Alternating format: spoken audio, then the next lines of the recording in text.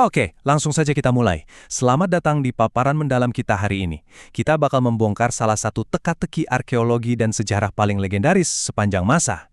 Kita ngomongin soal sebuah struktur megah yang dibangun khusus buat mengurung entitas misterius, Ya'juj dan Ma'juj. Betul banget, kita bakal ngebahas tembok Raja Zulkarnain yang, anehnya, sampai detik ini belum pernah berhasil ditemukan. Coba deh kalian bayangin sebentar. Kita ini hidup di zaman di mana satelit aja bisa baca plat nomor mobil dari luar angkasa kan? Kita punya radar penembus tanah, pemetaan laser 3 dimensi, pokoknya alat pemindai yang super canggih. Tapi, ironisnya, sebuah tembok raksasa yang secara harfiah dibangun buat memblokir seluruh peradaban Ya'juj dan Ma'juj malah sama sekali nggak kelihatan. Kenapa para arkeolog modern dengan semua mainan canggih mereka tuh gagal nemuin tembok ini secara fisik? Nah, paradoks ini nih yang bakal kita pecahkan bareng-bareng. Kita masuk ke bagian pertama, misteri tembok Raja Zulkarnain. Biar kita paham, kita nggak bisa ngelihat ini cuma sebagai kegagalan sains modern ya. Anggap aja ini semacam kasus kuno yang belum terpecahkan, di mana geografi fisik itu benar-benar tabrakan langsung sama teologi. Dari sumber-sumber yang kita analisis, ada 3 alasan utama kenapa tembok ini masih jadi misteri. Pertama, karena ada kondisi metafisika yang melindunginya. Kedua, ada garis waktu ilahiyah yang emang belum terpenuhi. Dan yang ketiga, adanya perdebatan soal lokasi geografisnya di dunia nyata. Yuk, kita kupas satu-satu. Nah, ini membawa kita ke bagian kedua, yaitu tentang tabir metafisika. Sekarang, coba kita geser sedikit fokus kita dari sains fisik ke pemahaman agama. Kalau kita bandingkan batasan pencarian fisik manusia dengan perspektif Islam, kelihatan banget kontrasnya. Tembok ini tuh jelas disebut sebagai salah satu bentuk mukjizat dan kekuasaan Allah Subhanahu wa Ta'ala.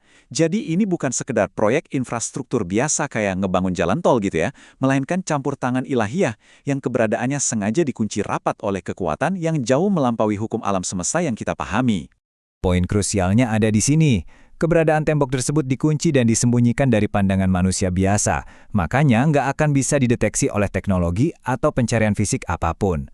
Maksudnya gini, kalau sebuah struktur udah diselimuti sama tabir metafisika atau kondisi gaib, ya mau secanggih apapun alat pemindai yang kita ciptakan hari ini atau bahkan 100 tahun lagi, tetap aja nggak bakal bisa tembus. Ini benar-benar batas mutlak teknologi manusia waktu dihadapkan sama kehendak Sang Pencipta. Selanjutnya, di bagian ketiga, menanti akhir zaman. Misteri ini tuh bukan cuma soal gimana tembok itu disembunyikan, tapi juga sangat berkaitan sama kapan tembok itu ditakdirkan buat terungkap. Berdasarkan dalil agama, tahapan garis waktu eskatologisnya tuh udah jelas banget. Tahap pertama, tembok ini dibangun di masa lalu oleh Raja Zulkarnain. Terus di fase kita sekarang ini, tembok itu diyakini bakal terus berdiri kokoh dan disembunyikan buat nahan Ya'juj dan Ma'juj. Nah, di tahap ketiga, tembok ini baru akan hancur dan mereka bakal keluar menyebar, tepat menjelang akhir zaman atau kiamat. Ini ngasih kita gambaran yang brilian banget. Ibaratnya, tembok ini punya semacam tanggal kedaluarsa yang emang udah ditetapkan. Bukan berarti tembok ini nggak bakal pernah ditemukan sama sekali loh, tapi keruntuhannya dan kebebasan Ya'juj dan Ma'juj cuma bakal terjadi pas hari atau batas waktu itu benar-benar tiba. Jadi secara teknis, sekarang ini kita lagi nyari sesuatu yang memang belum waktunya buat kita temuin. Oke, kita kembali membumi di bagian keempat, teori pegunungan Kaukasus. Walaupun ada aspek gaib dan batas waktu tadi, para ulama dan sejarawan tetap yakin kalau wujud asli struktur ini ada di bumi kita. Coba deh kalian visualisasikan peta dunia, persis di perbatasan antara Eropa Timur dan Asia Barat. Salah satu teori yang paling populer dan banyak dibahas sama para akademisi itu nunjuk ke satu kawasan spesifik, yaitu di antara Laut Hitam dan Laut Kaspia. Wilayah ini udah lama banyak jadi pusat perhatian buat mereka yang penasaran ngelacak jejak historisnya Raja Zulkarnain. Terus kenapa sih wilayah antara Laut Hitam dan Laut Kaspia ini bikin sejarawan pada penasaran? Jawabannya ada di karakteristik alamnya. Kawasan ini tuh didominasi sama pegunungan Kaukasus yang punya deretan gunung super panjang dan curam banget.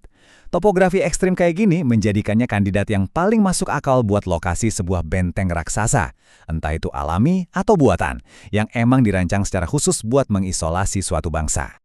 Pada akhirnya, paparan mendalam kita hari ini ngajak kita buat merenung. Waktu kita gabungin teori geografis dengan batas waktu ilahiyah dan tabir metafisika tadi, kita jadi dihadapkan sama pertanyaan besar ini. Apakah memang ada misteri-misteri kuno di dunia ini yang sengaja disetting buat tetap tersembunyi sampai waktu yang telah ditentukan itu tiba? Jangan-jangan, tembok terbesar yang ngehalangin pencarian kita selama ini bukan terbuat dari besi atau tembaga, melainkan dari kehendak mutlak yang jauh melampaui akal kita. Sesuatu yang benar-benar patut kita pikirin kan? Terima kasih udah ikut mikir bareng di paparan kali ini dan sampai jumpa di pembahasan kita selanjutnya.